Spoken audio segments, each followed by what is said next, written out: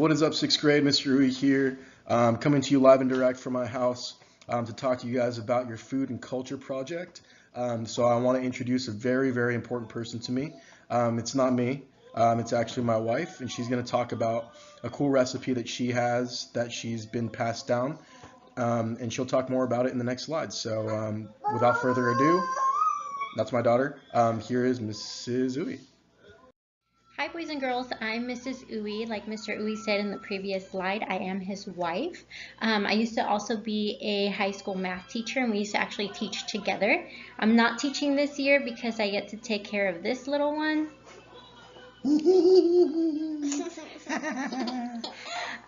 But I wanted to share this cool recipe with you, and I just so happened to have made it today, so I wanted to show you what it looked like. So here we go. Okay, so here is the final product. Not sure if you can see that, but it's caldo de res, beef soup basically. And all it is just a bunch of vegetables and some meat in there. And then there's some potatoes over here that you add to the stew once you're about to eat it. You just kind of mix it all together. So this recipe has onion, garlic, meat, corn, cabbage, zucchini, green beans, and I think that's it. And then the potatoes. So you basically just boil it all together, and about an hour in, you add your seasonings. Make sure you're tasting as you are adding the ingredients so that you know it has enough seasoning. Otherwise, add more salt and pepper. When you are adding the bouillon, be careful because the bouillon is very salty, so you don't want to add too much. So again, tasting it is really, really important. And it takes about an hour and a half to be done, and then you just serve it, add the potatoes, and you're good to go. This recipe was actually passed down from my mother actually just last week, and I craved it because it started getting kind of chilly outside, so I wanted to have the beef stew or the beef soup, and we used to have it a lot growing up. I remember I used to not like it because I was really, really picky and didn't like eating my vegetables, but now I really enjoy it. And a funny memory about this is actually my mom used to crave it in the summertime when it was like 100 degrees outside, and here we are eating soup, so that made me even hate it even more. But now, like I said, I really enjoy it, and it actually hit the spot today, so it was perfect. So this recipe is actually a recipe of necessity. We didn't have much growing up, and so my mom had to somehow find a way to feed 4 girls, her husband, and herself. And so if you notice, this recipe has a lot of vegetables in it, and that was the reason for it, because vegetables are cheap. You can just throw them in there. And then we had the beef just to kind of add more to it, but it was mostly vegetables. And so it was just her way of making the best with what we had. This recipe came with her from Mexico. She used to make it in Mexico as well, and it was just passed down to me. So I'm really excited that I get to share this with you guys, and I hope that if you do make it, you enjoy it.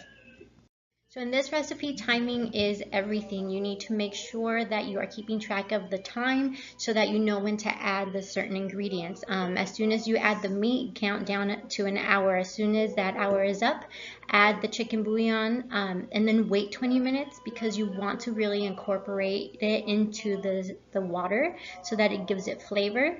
After those 20 minutes, then start adding the salt and the pepper to taste. Make sure you're tasting it so that you know whether or not you should add more salt. And then the appropriate ratios of things is also really, really important so that you don't have too much of a certain vegetable. So it's really up to taste, but like I said, we used to not have a lot growing up, so my mom would add a lot of vegetables, but this time I kind of added a little bit more meat just to kind of make it a little bit more hearty. So yeah, it's a beef soup, not a cabbage soup. So although it seemed more like cabbage soup growing up, but it's totally up to you, but make sure you keep your ratios proportioned.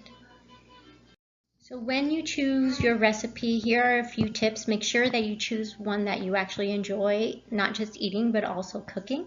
I've tried so many different Pinterest recipes that look good, but don't come out quite the same.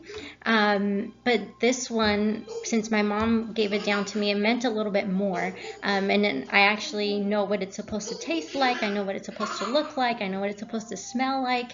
And so I was able to recreate it pretty much the way my mom makes it. Choose a recipe that is in your abilities to create. So if you don't have the right tools, or if you don't have the skills yet, maybe choose one that's a little bit easier. And also choose one that means something to you. Like I said, those Pinterest recipes don't turn out because they mean nothing to me. It's just an recipe I found online. But this one, as well as other ones that my mom has handed down, mean a lot, and I hope to one day pass them down to Emily. And so I want to perfect my skills so that I can show her how to cook, and then later she can make them herself. So with that, boys and girls, I'm done. I wish you luck with this project. I think it's an awesome project, and I can't wait to see the end result. So good luck.